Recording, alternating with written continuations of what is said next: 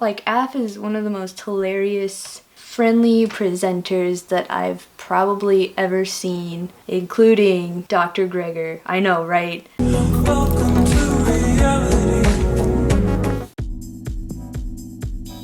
So 2 weeks ago, I saw a talk by the amazing, wonderful Aph Ko at the 2017 meetout, which was sponsored by the Black Vegetarian Society of Texas. First, let me say that the content in her talk... Aph's talk was all from her new book, Aphro-ism, which is coming out really soon, and I'm super hyped. Since the book isn't out yet and I haven't read it, I'm kind of going off of memory, so I'm only going to speak in vague, broad brush concepts. This was like one of the most awesome, mind-blowing presentations about veganism that I have ever seen. Like,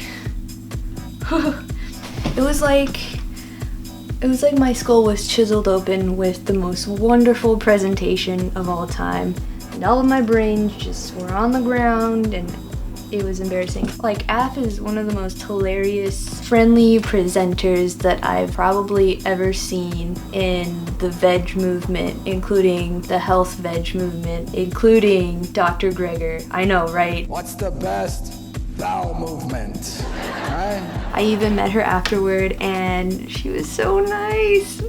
I was thinking about it afterwards, and so many things within it changed my point of view. You really have to get the book to fully understand it. Her talk was about nuanced, complex ideas about blackness and veganism. So at 10,000 feet, she talked about defining a theoretical framework for talking about veganism from a black person's perspective. And this was like the main focus of her talk, constructing this notion, this framework. A part of her talk discussed and defined mainstream veganism, which she called white veganism. And of course, take all my words with like a huge, like the biggest grain of Himalayan ass pink salt. But like, one of the things she talked about was this mainstream white expression of veganism as distilled down to merely products. So in this way, veganism becomes more about the food and not as a radical political tool to bring societal change, which includes not only animals but humans. So is veganism a product? Look, I've seen a lot of this sort of ideology on YouTube in which, like, even some of my favorite YouTubers will talk about vegan products specifically and have that be like a substantial portion of their work. On the other hand, they'll balance these discussions about veganism as products with like talk about the theoretical underpinnings of veganism, critique the vegan movement, and sometimes talk about political subjects. So I mean, a lot of channels have this balance. On the other hand, there are like so many channels and Instagrams that are just veganism as food, veganism as products, and the products and consumption are the extent of their veganism. It's like a 3-foot deep kiddie pool, whereas political veganism is like the depth of an ocean. And so like one example that Aph brought up in her talk was the appearance of John Sally.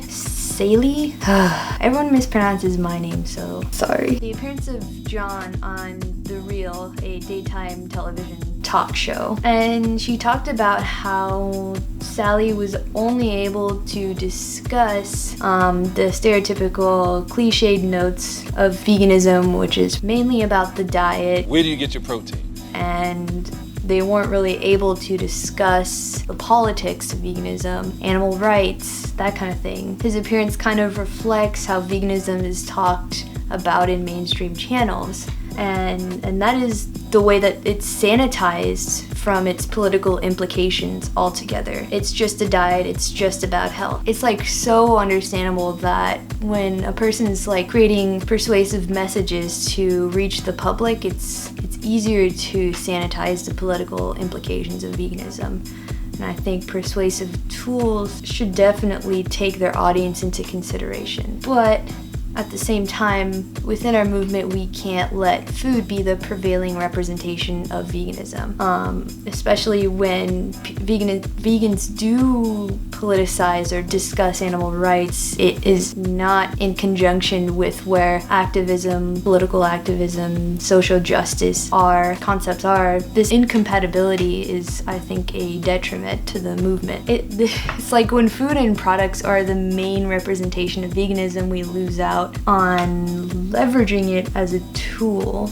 I have to agree with like the majority of her classification of veganism as products, because it's really worrisome to see veganism distilled down to just a pattern of consumption. And because of this, alarming things are allowed to happen, such that veganism and white supremacy, being two ideologies that are believed in by the same person, when you would think that these are fundamentally mutually exclusive from the point of view of animal rights, and especially if you look into Aph's theoretical framework for Black veganism, they're just so incompatible. I feel like it doesn't make much sense to divorce veganism from a position of being critical of the context that allows animal exploitation to occur in the first place. We're not even like these are not discussions being had by mainstream vegans. And we should really be having them. Like at the end of the day, I think that capturing this idea it's a good argument for defining veganism in specifically political ways, towards a focus on animal rights. It feels like it's just an argument about like, what are we gonna define veganism as? Like a label war or something? I don't know. If I think about feminism, it's kind of like selling people girl power products without really enlightening them about the overarching agenda of like workers' rights, trans rights, of lower income women. It's complicated, and I don't even know what I think, but this tea's good though. But yeah, I do think that if we remove politics from veganism, it does miss out on its potential as a tool for enabling social political change. And it also allows for self-proclaimed vegans to replicate the ideologies and contexts that allow animal exploitation to exist in different ways. So and safe to say, just talking about this one idea from Aph's presentation does not do her work justice at all. So I heavily recommend you get her book and check out her website in the meantime. I don't know, I don't really have settled ideas on this concept. I'm really interested to hear what y'all think, because I'm still thinking and stuff. Okay, bye.